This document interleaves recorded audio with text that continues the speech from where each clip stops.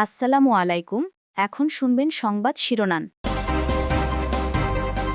দৌলতদিয়া ঘাটে বাস ডুবির ঘটনায় ১৬ জনের মরদেহ উদ্ধার। নিখোঁজ অনেকে দাবি স্বজনদের তালিকা করছে জেলা প্রশাসন। ৭১-এর কাল রাত্রি স্মরণে নানা আনুষ্ঠানিকতা। স্বাধীনতা দিবসের আয়োজনের জন্য প্রস্তুত প্যারেড গ্রাউন্ড ও জাতীয় স্মৃতিসৌধ, থাকছে কয়েক স্তরের নিরাপত্তা। জ্বালানি তেলের সন্ধানে পাম্প থেকে পাম্পে ছুটছে মানুষ। পরিস্থিতি মোকাবেলায় প্রধানমন্ত্রী জরুরি বৈঠক, দাম না বাড়ানোর নির্দেশনা। আসসালামু আলাইকুম। এতক্ষণ দেখছিলেন সংবাদ শিরোনাম, এখন দেখবেন বিস্তারিত। শুরুতেই মর্মান্তিক দুর্ঘটনার খবর। রাজবাড়ীর দৌলতদিয়ায় ফেরিতে উঠতে গিয়ে নিয়ন্ত্রণ হারিয়ে পদ্মা নদীতে পড়ে যাওয়া বাসটি ৬ ঘন্টা পর তোলা সম্ভব হয়েছে। বাসের ভেতর থেকে উদ্ধার হয়েছে নারী এবং শিশুসহ ১৪ জনের মরদেহ। এর আগে উদ্ধার হওয়া ২ জন চিকিৎসাধীন অবস্থায় মারা যান। এতে মৃতের সংখ্যা দাঁড়ালো ১৬-তে। নিহতদের মধ্যে নারী ১০ জন, পুরুষ ৪ জন এবং শিশু ২ জন। বুধবার বিকেল ৫:৩০টার দিকে দৌলতদিয়ার ৩ নম্বর ফেরিঘাটে নিয়ন্ত্রণ হারিয়ে পড়ে যায় বাস। এরপর কয়েকজন যাত্রী সাঁতরে পাড়ে উঠতে পারলেও বেশিরভাগ যাত্রী আটকা পড়েন বাসে। এছাড়াও ১১ জনকে গুরুতর আহত অবস্থায় উদ্ধার করে গোয়ালন্দ উপজেলা স্বাস্থ্য কমপ্লেক্সে ভর্তি করা হয়। নিহত এবং আহত যাত্রীদের বেশিরভাগই ঈদের ছুটি শেষে ঢাকায় কর্মস্থলে ফিরছিলেন বলে জানিয়েছে পরিবারের সদস্যরা। খবর পেয়ে দৌলতদিয়া ঘাটে অবস্থানরত হামজা সহ উদ্ধার কাজ শুরু করে ফায়ার সার্ভিস, সেনা, নৌ বিমান বাহিনী, পুলিশ এবং বিআইডব্লিউটিসি। তবে বৈরী আবহাওয়া ও পানির গভীরতা বেশি হওয়ায় বাসটি উদ্ধারে বেগ পেতে হয়। শেষ পর্যন্ত উদ্ধার করতে সক্ষম হন তারা। ঘটনা তদন্তে রাজবাড়ী জেলা প্রশাসনের পক্ষ থেকে ৫ সদস্যের তদন্ত কমিটি গঠন করা হয়েছে। হ্যাঁ, এখনো নিশ্চিতভাবে বলা যাচ্ছে না, কিন্তু যতদূর তথ্য পেয়েছি যে এখন পর্যন্ত প্রায় ২০ থেকে ২৫ জনেরও বেশি মানুষ এখনো নিখোঁজ। মর্মান্তিক এই দুর্ঘটনায় কিন্তু প্রায় ৭ ঘন্টার চেষ্টা এখনো চলছে এবং নিশ্চয়ই দেখতেই পাচ্ছেন ঠিক আমার পেছনে দেখা যাচ্ছে যে উদ্ধার কার্যক্রম কিন্তু এখনো চলমান।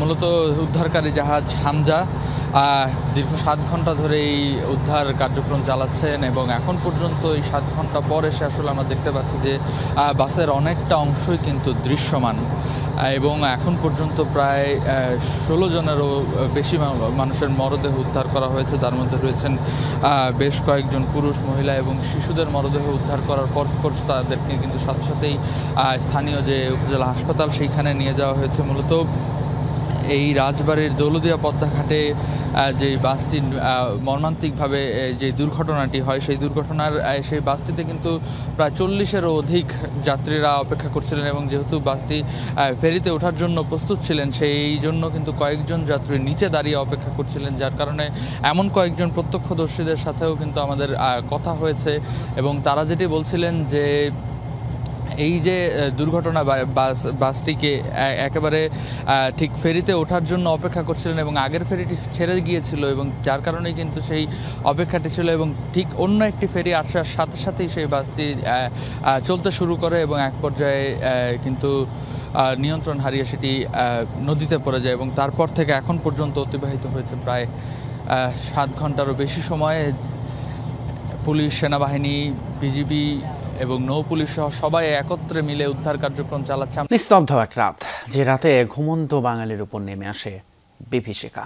পাকিস্তানি হানাদার বাহিনীর আক্রমণে প্রাণ হারায় ঢাকা শহরের হাজার হাজার মানুষ। ১৯৭১ সালের সেই নির্মম ২৫শে মার্চের রাতেই সূত্রপাত হয় বাংলাদেশের স্বাধীনতা সংগ্রামের। সর্বাত্মক যুদ্ধে ঝাঁপিয়ে পড়ে বাঙালি। আজ সেই ঐতিহাসিক দিন।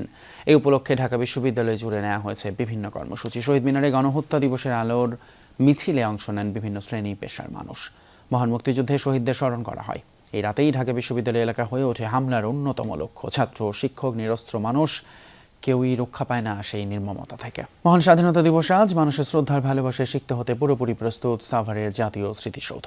ভোরে রাষ্ট্রপতি এবং প্রধানমন্ত্রীর শ্রদ্ধা নিবেদনের পরই সর্বসাধারণের জন্য খুলে দেওয়া হবে সৌধের দুয়ার। দিনটি উপলক্ষে জাতীয় স্মৃতিসৌধে ৩ স্তরের কঠোর নিরাপত্তা বলয় তৈরি করেছে আইনশৃঙ্খলা বাহিনী। এর মধ্যে জাতীয় স্মৃতিসৌধকে ধুয়ে মুছে ফুল আর রং তুলির আঁচড়ে প্রস্তুত করেছে গণপূর্ত বিভাগ। এদিকে ১৮ বছর পর অনুষ্ঠিত হতে যাচ্ছে স্বাধীনতা দিবসের কুচকাওয়াজ, যেখানে রাষ্ট্রপতিকে সাথে নিয়ে উপস্থিত হবেন প্রধানমন্ত্রী তারেক রহমান। তেলের অপেক্ষায় পাম্পের লাইনে কাটছে ঘন্টার পর ঘন্টা। জ্বালানি তেলের খোঁজে প্রতিদিনের মতো এক পাম্প থেকে আরেক পাম্পে ছুটেছেন গ্রাহকেরা। ভোর থেকেই রাজধানীর বেশিরভাগ ফিলিং স্টেশনে তেলের জন্য দীর্ঘ লাইনে দাঁড়িয়েও মেলেনি কাঙ্ক্ষিত জ্বালানি। দুপুরের পর নগরের বেশিরভাগ পাম্পগুলোই বন্ধ করে দেওয়া হয়।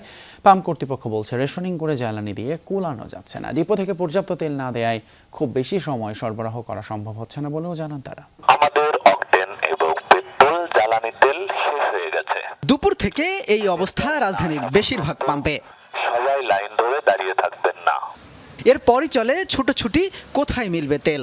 আবার যেসব পাম্প সকাল থেকে তেল সরবরাহ করে যাচ্ছে সেখানেও দীর্ঘ লাইনে দাঁড়িয়ে চালকরা 3 থেকে 4 ঘন্টা দাঁড়িয়ে দাঁড়িয়ে তেল পাচ্ছেন তারা। জ্বালানি তেল পেতে এই ভোগান্তি এখন নিত্যদিনের স্বাভাবিক চিত্র হয়ে দাঁড়িয়েছে। একটা সময় ছিল সব অফিসে যাওয়ার আগে আমি নাস্তা করবো, খাবো, এখন আমার ওইগুলো বাদ। এখন ফার্স্ট চিন্তা থাকবে আমার 1 সপ্তাহ ফুয়েল নিতে হবে আমাকে। বলার আসলে ভাষা নাই। আমরা যারা অফিসগামী আছি আমার জন্য আরো কষ্ট হয়ে যায় জিনিসটা। সকালে আসছি 3 ঘন্টা হয়েছে, অনেক বাজে অবস্থা। এরকম আর কি গাড়ি চালানো প্রবলেম। নগরীর বেশিরভাগ পাম্পে রেশনিং পদ্ধতিতে জ্বালানি দিচ্ছে কর্তৃপক্ষ। এতে সন্তুষ্ট নয় চালকরা। 2 ঘন্টা লাগায় আমরা 10 লিটার তেল 10 লিটার তেল থেকে আমরা ডিউটি করতে পারি, আমরা 100 কিলো গাড়ি চলে। বিশেষ করে যারা রাইড শেয়ার করে তাদের জন্য এটা চরম অনেক কষ্টের একটা বিষয়। পাম্প কর্তৃপক্ষ বলছে, চাহিদা অনুযায়ী জ্বালানি ডিপো থেকে না পাওয়ায় রেশনিং পদ্ধতিতে দিতে বাধ্য হচ্ছেন তারা। আমাদের জন্য নির্দেশনা আছে যে ঠিক আছে, যতটুকু না আমরা পেয়েছি বা আমরা বরাদ্দ পাবো ততটুকু না আমরা দিয়ে থাকবো।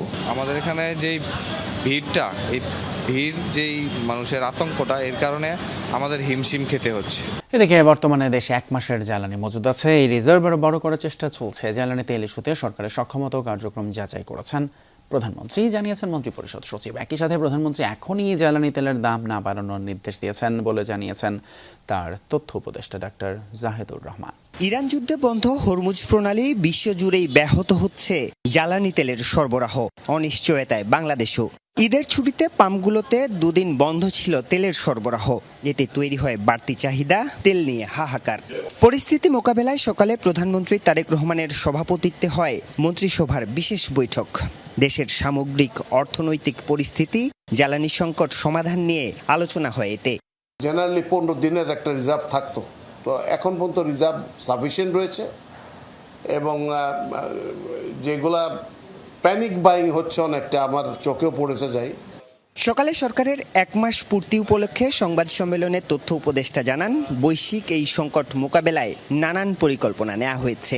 আমাদের দেশের রাজনীতি এবং সমাজ ব্যবস্থার মধ্যে যেহেতু একদল লোক এই ধরনের পরিস্থিতিকে পুঁজি করতে পারে বা পুঁজি করতে চায়, সে কারণে আমাদেরকে এই প্যানিক বাইং মনোজগতের বিরুদ্ধে আপনাদের মাধ্যমে একটা জনসচেতনতা তৈরি করার উদ্যোগ গ্রহণ করা উচিত বলে আমরা মনে করি।